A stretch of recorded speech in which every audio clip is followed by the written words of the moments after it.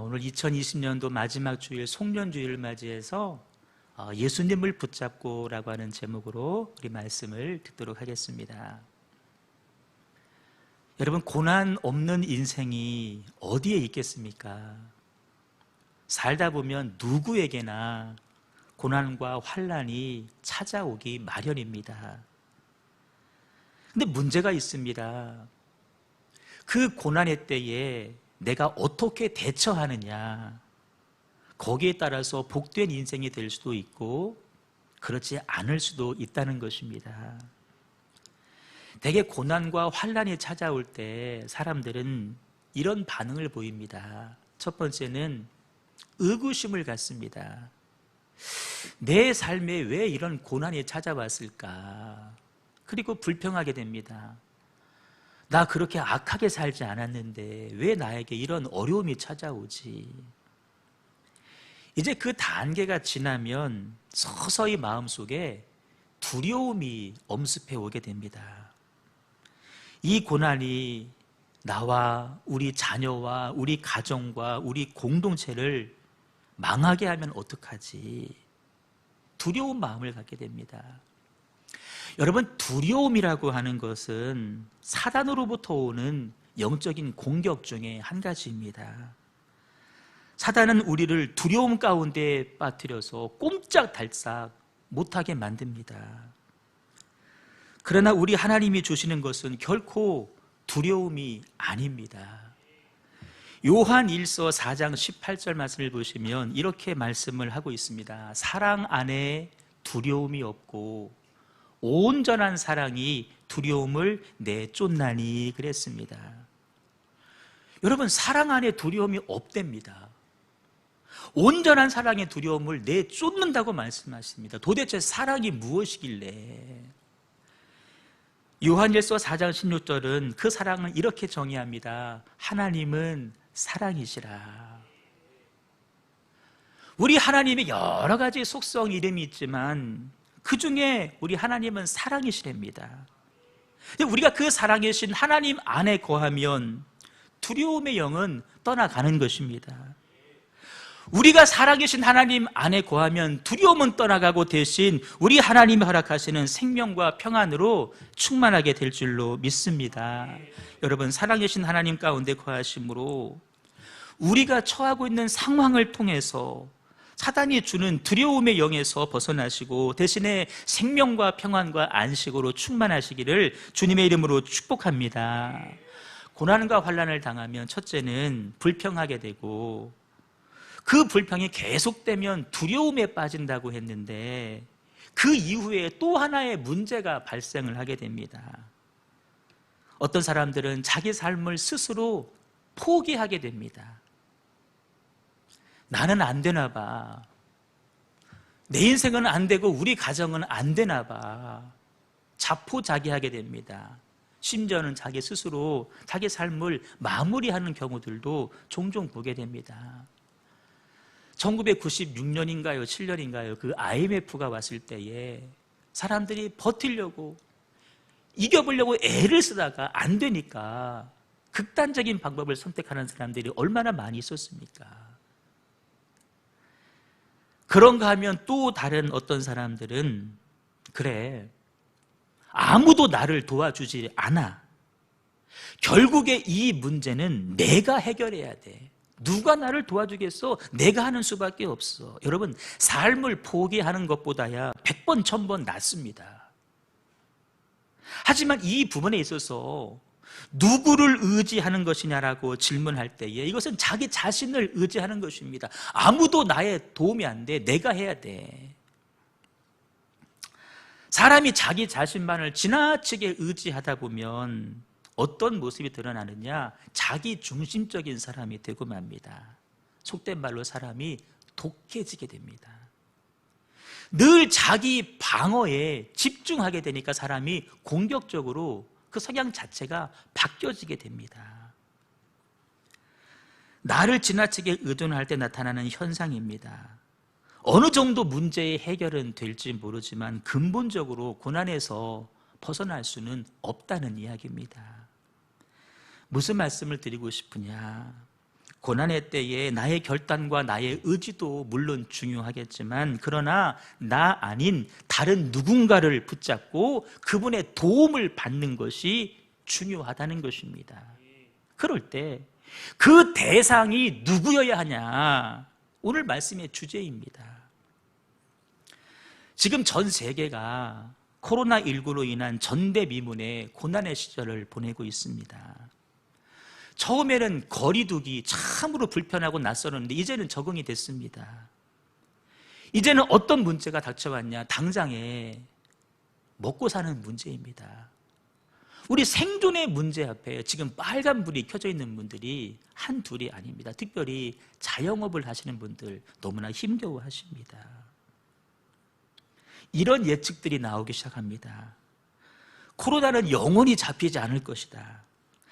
비록 백신이 나오고 치료제가 나왔다 할지라도 우리 인류가 독감 바이러스와 함께 살아가는 것처럼 코로나 바이러스도 함께 살아가게 될 것이다. 코로나가 처음 나왔을 때는 사람들이 무슨 말을 했냐면은 포스트 코로나, 코로나 이후를 잘 대비해야 된다라는 말을 했는데 이제는 그렇지 않습니다. 위드 코로나, 코로나와 함께 살아가는 방법들을 지금 이제는 연구해야 될 때라고 이야기를 하고 있습니다. 여러분, 현실입니다.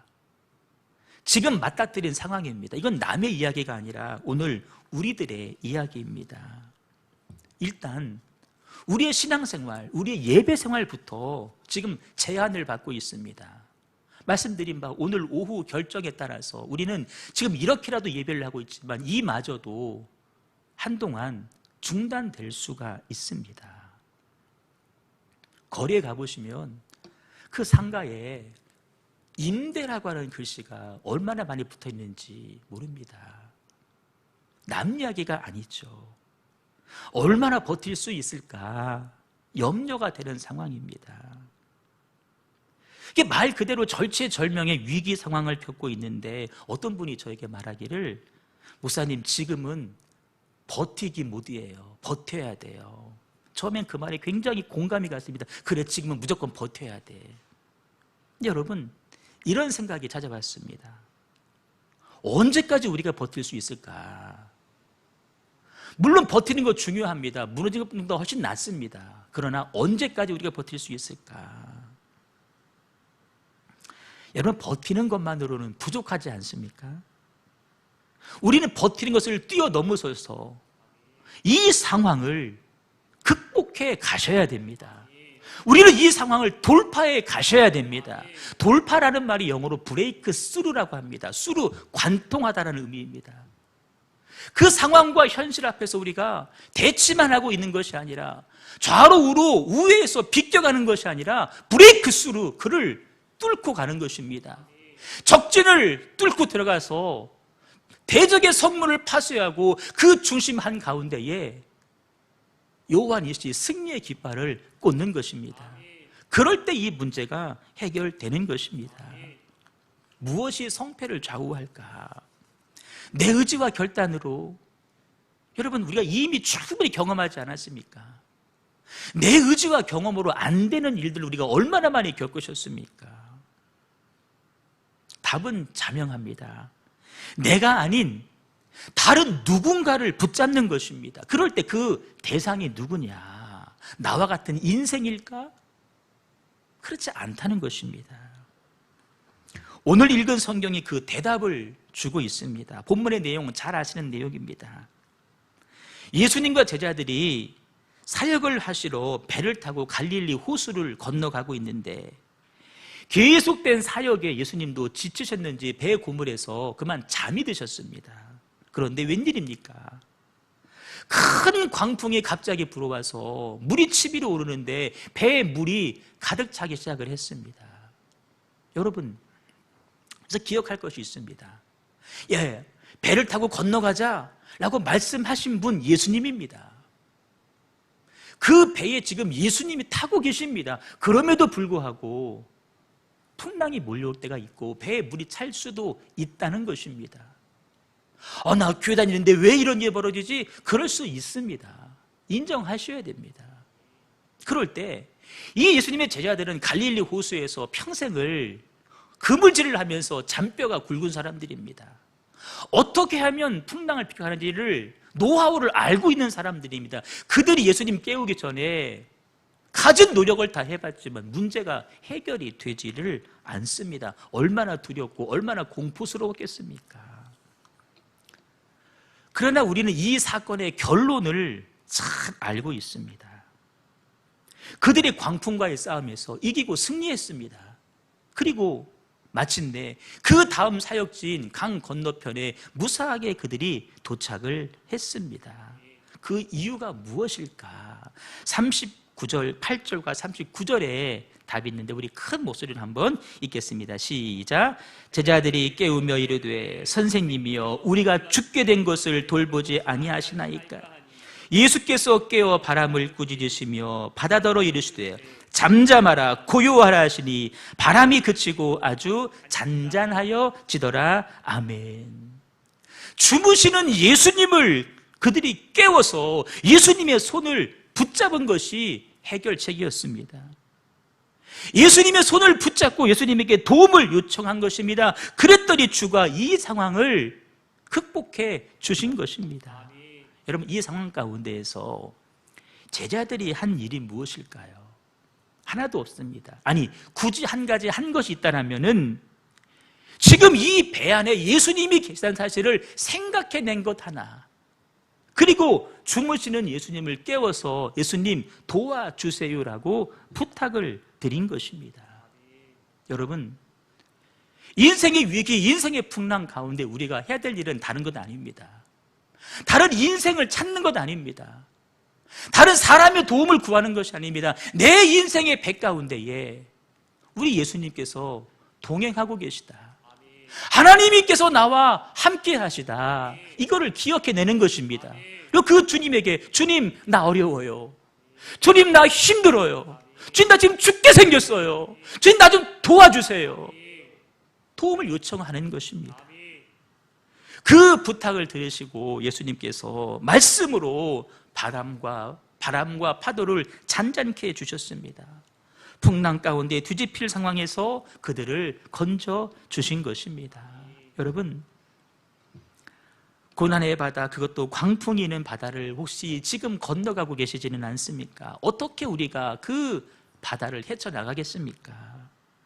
승리의 종국적인 방법은 우리와 함께 하시는 예수님을 생각하는 것입니다. 그분을 깨우는 것입니다. 예수님을 붙잡는 것입니다. 예수님에게 도움을 요청드리는 것입니다. 따라요. 예수님을 붙잡겠습니다. 예수님을 붙잡느냐 마느냐가 승리의 실패의 갈림길이라는 것입니다.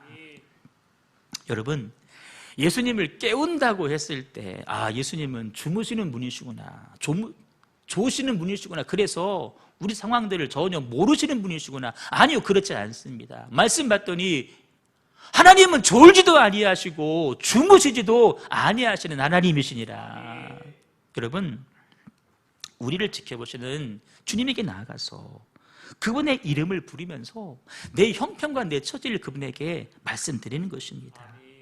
내 혼자 힘으로는 해결할 수 없어서 왔으니 주님 나를 도와주옵소서. 어떤 유력자, 힘 있는 사람 도움 구할 것이 아니라 우리를 도와주실 마음도 가지고 계시고 우리를 도우실 능력도 가지고 계신 예수님에게 찾아가서 주님 도와주세요. 도와주세요. 여러분, 명제이고 정의입니다. 예수님을 붙잡고 가면 그 어떤 고난과 환난도 우리는 능히 이겨낼 수 있습니다. 우린 이거를 믿고 사는 사람들 아닙니까? 내가 할 수 없으니까 우리 주님도 못하실 거야? 아닙니다. 우리는 못하지만 주님은 얼마든지 하실 수 있습니다. 왜? 주님은 능력의 하나님이시기 때문에 그렇습니다. 여러분, 예수님을 붙잡으라 그랬습니다. 그러면 도대체 예수님을 붙잡는다는 말이 무슨 말일까? 보여야 붙잡죠. 잡혀야 잡죠. 이런 의미입니다. 예수님을 붙잡으라는 말은 창조의 질서대로 살아가자는 것입니다. 창조의 질서. 창조의 질서는 또 무엇일까? 결론부터 말씀드리면 하나님의 영으로 살자는 것입니다. 하나님의 생기로 살아가자는 것입니다. 그것이 창조의 질서입니다. 대초에 하나님이 사람을 만드실 때 재료는 흙이었습니다. 흙으로 사람 모양을 만들었을 때 그는 모양은 사람이었지만 움직이지를 못합니다. 그 만들어 놓은 모양에 우리 하나님께서 코에다가 생기 루아흐 불어 넣으셨습니다. 그랬더니 비로소 사람이 생명이 되었다라고 말씀을 하십니다. 여러분, 하나님이 사람을 만드시고 내일 모레 한 이틀 있다가 3일 있다가 부으신 거 아닙니다. 만들자마자 바로 부으셨습니다. 무슨 말일까요?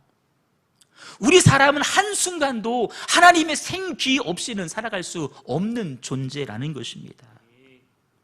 여러분, 흙으로 만든 존재는 물 한 방울까지 끼어지면 다 무너집니다. 하나님의 생기 없는, 하나님의 영이 없는 인생은 물 한 바가지 삶의 조그만 고난, 조그만 달아와도 무너지게 되어 있습니다. 그러나 하나님의 생기가 있는 사람들은 생명이기 때문에 결코 무너지지 않습니다. 생기는 우리들의 삶의 존재 방식입니다. 우리들의 삶의 존재 기반은 바로 생기입니다. 그럼 그 생기가, 생명이 무엇이기 때문에 그분은 천지창조 사역에 동참하신 분이십니다. 우리의 형상을 따라서 성부 하나님, 성자 예수님, 성령 하나님이 태초에부터 함께 존재하신 분이십니다. 그분이 나중에 육신을 입고 이 땅에 오시죠. 십자가에서 죽어주심으로 말미암아 우리 죄를 사하시고 다시금 부활하시고 다시 하늘로 승천하셨습니다.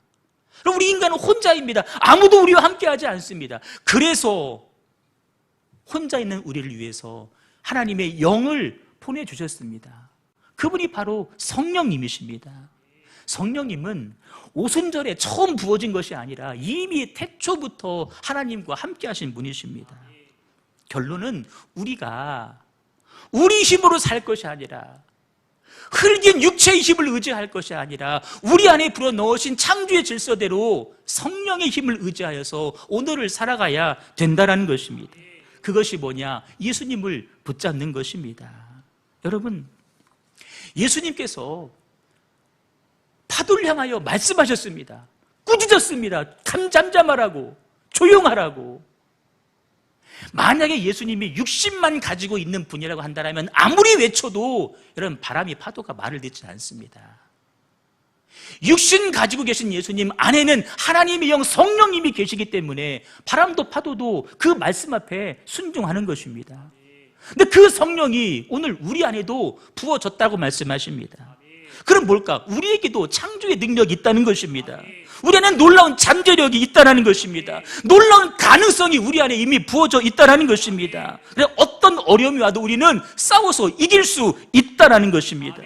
내 안에 성령님이 도와주시기 때문에 여러분, 아무리 상황이 어려워도 우리는 두려워 떨 존재가 아니라 그 상황과 브레이크스루로 맞서 싸워 이길 수 있는 존재가 바로 저와 여러분인 줄로 믿습니다. 왜? 성령님이 우리와 함께 하시기 때문에 우리는 인생의 시련과도 싸워 이길 능력의 존재이지 자그마한 고통 앞에 넘어질 존재가 결코 아니라는 사실입니다. 우리는 고통을 통해서도 얼마든지 하나님의 이름을 높여드릴 수 있는 존재라는 것입니다. 여러분, 고난 앞에 하나님의 창조의 능력을 붙잡을 수 있기를 바랍니다. 예수님 붙잡으시기를 바랍니다. 창조의 질서대로 사는 것입니다. 성령 충만으로 살아가시면 되는 것입니다. 혹시 지금 내 영이 잠자고 있거나 내 영이 죽어 있지는 않습니까? 하나님은 생기를 넣어주셨는데 죄로 말미암아 그 영이 죽었습니다. 그래서 신음하며 살았습니다. 그 삶은 엉겅퀴가 가득한 삶이었습니다. 하나님께서 안타까이 여기셔서 그 잠자는 영을 살리시기 위해서 두 번째 아담을 보내셨습니다. 첫 번째 아담은 죄를 지어서 그 생기를 잃어버렸지만 그 빼앗긴 생기를 살리시기 위해서 두 번째 아담인 마지막 아담이신 예수님께서 이 땅에 오셨습니다. 예수님 붙잡는 겁니다. 예수님 도와주세요. 나와 함께 하시는 예수님, 나를 살려주세요. 말씀드리는 겁니다. 그럴 때 우리 영이 살아나는 것입니다. 두 번째, 예수님을 붙잡는다고 하는 것은 십자가의 예수님을 붙잡는 것입니다. 이 땅에 오신 예수님께서 궁극적으로 하신 일은 우리를 구원하시는 일입니다. 우리를 구원하시기 위해서 하실 수 있는 방법은 자신의 생명을 드리는 일이셨습니다. 그래서 십자가에 달리셔서 자신의 생명을 아낌없이 우리들에게 내어주셨습니다. 그런 의미에서 십자가는 무엇일까? 하나님께서 우리를 얼마나 사랑하시는지를 보여주시는 명확한 증거요, 샘플이요, 확정이 바로 예수님의 십자가 사건인 줄로 믿습니다. 자기 아들도 아끼지 아니하시는 하나님께서 우리들에게 무엇을 아끼시겠는가? 더 이상 아낄 거 없다. 난 다 줬다, 다 줬다. 이것이 너희를 향한 나의 사랑의 증거다. 증거. 여러분, 인생의 고난 앞에 우리는 잊지 말아야 될 것이 있습니다. 하나님이 하나님이 저와 여러분을 사랑하신다는 사실입니다. 저와 여러분은 그 하나님의 사랑을 받고 있는 사람이라는 사실을 우리가 반드시 기억하셔야 됩니다. 그 증거, 내 눈에 보이지 않는 이 증거를 주는 것이 바로 십자가입니다. 십자가에 예수님이 눈에 보이지는 않을지 모르지만 우리는 상상하는 겁니다. 저 십자가 위에 우리 예수님이 계시다. 그걸 바라보는 거죠. 여러분, 십자가의 사랑을 붙잡는 사람들은 인생의 시련을 이길 수가 있습니다. 십자가 예수님을 기억하는 사람들은 인생을 포기하지 않습니다. 그럼 여러분, 우리가 어떤 존재이기에 하나님께서 우리를 그렇게 사랑하실까? 성경에 봤더니 우리의 존재를 이렇게 표현했습니다. 너 버러지 같은 야곱아, 지렁이 같은, 버러지 같은 인생이라고 우리 인생을 성경이 정의해 주고 있습니다. 그런데 여러분, 그 지렁이 같고 버러지 같은 인생이라 할지라도 하나님의 사랑이 그 위에 덮어지니, 아멘, 하나님의 사랑이 그 인생에 덮어지니 우리 인생들이 어떻게 바뀌는지 아십니까? 버러지 같은 너 야곱아, 너희 이스라엘 사람들아, 두려워하지 말아라. 여호와가 말하노니 내가 너를 도울 것이라. 내 구속자는 이스라엘의 거룩한 이인이라. 그리고 우리를 이렇게 바꾸겠다고 말씀하신다. 한번 읽습니다. 시작. 보라, 내가 너를 이가 날카로운 새 타작기계로 삼으리니 내가 산들을 쳐서 부스러기를 만들 것이며 작은 산들을 겨같이 만들 것이라. 내가 그들을 까부른즉 바람이 그들을 날리겠고 회오리 바람이 그들을 흩어버릴 것이로되. 아멘. 여러분, 우리 한 가지 기억할 것이 있습니다. 말씀은 하나님이십니다. 하나님은 말씀이라 그랬습니다. 또 민수기에서 말씀하시기를 내 귀에 들린 대로 행하겠다고 말씀하셨습니다. 내가 입에 뱉은 말이 너의 귀에 들리고 내 귀에 들린 대로 내가 너희들을 행하겠다. 말씀은 하나님이신데 하나님은 능력이십니다. 우리가 내년에 여러분 이 말씀을 외치는 운동을 하려고 합니다. 모일 수 없으니까 혼자 하는 겁니다. 그럴 때 여러분, 저 말씀 끝에 이렇게 빗금을 그어놨습니다. 우리 1부, 2부도 한번 연습을 했는데 얼마나 잘하는지 몰라요. 제가 말씀을 늘 읽습니다. 근데 말씀을 눈으로 읽는 것과 소리 내어서 읽는 것 다릅니다. 특별히 말씀을 읽어도 한 번 읽는 것과 두 번 읽는 것과 세 번 읽는 것이 분명히 다름을 제가 경험을 합니다. 분명한 의미가 전달되어지고 의미 전달을 넘어서서 말씀이 내 안에 힘이 되는 것을 내가 경험하게 됩니다. 내년에 이거 한번 해보려고 합니다. 우리 저 빗금진 부분까지 큰 소리로 한 번이 아닙니다. 두 번이 아닙니다. 세 번입니다. 한 번 읽고 그 다음 세 번 읽는 겁니다. 평소와 다른 느낌을 갖게 될 것입니다. 우리 한번 해보겠습니다. 한번 합니다. 시작. 보라, 내가 너를 이가 날카로운 새 타작기로 삼으리니. 보라, 내가 너를 이가 날카로운 새 타작기로 삼으리니. 보라, 내가 너를 이가 날카로운 새 타작기로 삼으리니. 내가 산들을 쳐서 부스러기를 만들 것이며 내가 산들을 쳐서 부스러기를 만들 것이며 내가 산들을 쳐서 부스러기를 만들 것이며 작은 산들을 겨같이 만들 것이라. 작은 산들을 겨같이 만들 것이라. 작은 산들을 겨같이 만들 것이라. 내가 그들을 까부른 적 바람이 그들을 날리겠고, 내가 그들을 까부른 적 바람이 그들을 날리겠고, 내가 그들을 까부른 적 바람이 그들을 날릴 것이고, 회오리 바람이 그들을 흩어버릴 것이로다. 회오리 바람이 그들을 흩어버릴 것이로다. 회오리 바람이 그들을 흩어버릴 것이로되 아멘. 여러분, 이렇게 하는 건데, 지렁이 같은 존재를 하나님께서 이가 날카로운 새의 타작기계로 삼으셔서 내 앞에 그 산과 같은 그 대적들, 그 현상들, 상황들, 그 문제들을 다 그 날카로운 이로 갈아버리셔서 겨같이 만들어버릴 것이다. 여러분, 겨우 아시죠? 이렇게 한번 뛰어놓고 바람 불면 다 날아가 버립니다. 알고만 남습니다. 지렁이처럼 연약했던 우리들을 통하여서 하나님의 사랑이 부어지고 하나님의 능력이 부어지니까 우리를 이가 날카로운 새 타작기기로 삼으셔서 처해 있는 상황과 문제와 싸워 이기는 존재로 우리를 만들어 가신다라고 말씀을 해주고 계십니다. 그것도 감사한데 그 하나님이 임마누엘, 지금도 우리와 동행하신다라고 말씀하십니다. 지금도 우리와 함께 하신다라고 말씀하고 있는 것입니다. 여러분, 그 하나님이 나와 함께 한다는 사실을 내가 기억할 때 그 사람이 그 인생을 포기하겠습니까? 타이타닉호가 침몰했을 때 수많은 사람들이 물에 빠져서 목숨을 잃었습니다. 어떤 사람들은 작은 부유물을 붙잡고 물 위에 떠 있습니다. 여러분, 바닷물은 차갑습니다. 빙하가 떠내려옵니다. 몸이 저체온증으로 얼어가고 있습니다. 많은 사람들이 그렇게 목숨을 잃었지만 살아있는 어떤 사람들의 간증을 들어보니까 누군가 나를 지켜보고 있다. 누군가 나를 바라보고 있다. 누군가 나를 구해주러 올 것이다. 이 믿음을 가진 사람들은 그 저체온증 상황도 끝까지 인내하며 견뎠다라고 말씀합니다. 그래서 그들이 구원을 받았다. 여러분, 우리들에게는 하나님이 계십니다. 비록 배가 흔들리고 물이 쳐들어온다 할지라도 그 배에는 예수님이 계십니다. 그 예수님을 기억하십시오. 예수님을 깨우십시오. 그분이 나와 함께 하십니다. 함께 하십니다. 이것이 이기는 방법입니다. 이게 승리하는 방법입니다. 코로나가 주는 고통이 참으로 큽니다. 그러나 역설적으로 코로나가 주어지는 메시지가 하나 있습니다. 우리 인류가 붙잡아야 될 궁극적인 대상은 바로 하나님이라는 것입니다. 창조의 하나님을 붙잡으십시오.